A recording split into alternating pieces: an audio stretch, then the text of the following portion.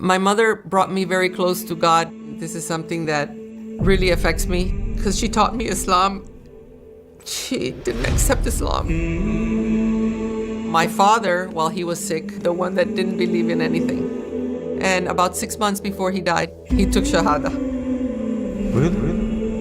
La ilaha illallah.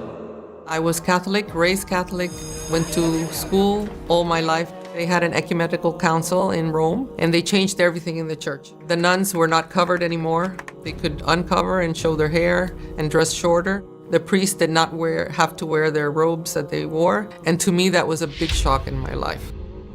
It made me question my religion. So I started learning about other religions, and I met Islam, which had not been taught to me in Catholic school, and I fell in love with it. I already was practicing Islam, but I had not taken Shahada because nobody told me I had to take Shahada.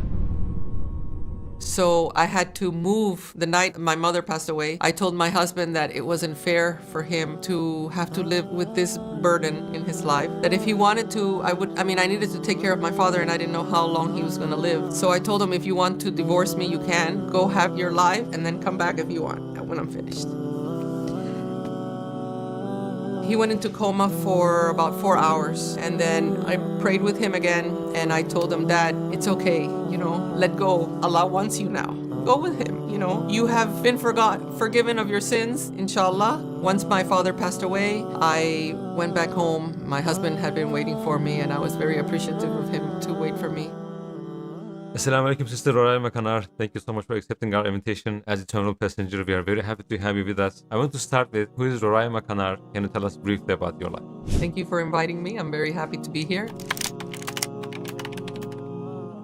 Bismillahirrahmanirrahim. I am born in Cuba in 1953, and I came to the United States when I was almost 6 years old. I've been living in the United States since then. I was Catholic, raised Catholic, went to school all my life, Catholic school. Later, after high school, I wanted to be a nun, and my family was not too happy about it because they wanted grandchildren. So I started learning about other religions, and I met Islam, which had not been taught to me in Catholic school, and I fell in love with it. And here I am, 40-some years later.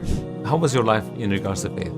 Well, my mother was very religious. My father, being a military man, was not religious at all, but my mother was. So she she made sure that I went to Catholic school all the time. So since my mother didn't like it, I had to change my mind real fast. And then I told her, okay, maybe I can be a missionary in Africa. And she didn't like that either because I was going to be away from her. So when I saw that that was happening, I said, okay, I have to find another place in my life because I'm not happy where I am. And I started searching religion. So I didn't like going to the church because of all those idols that were there. You were praying to idols? We don't necessarily, in our minds, we were praying to the saint that the statue represents. It was a statue of a human that the Vatican decided that they were such good people that they made them saints. They choose who the saints are. So because of that, my church was called St. John's, St. John the Apostle. They would have a picture of St. John, and they would have Jesus's and Mary, of course. It was more logical to me than what I had been taught in my Catholic religion.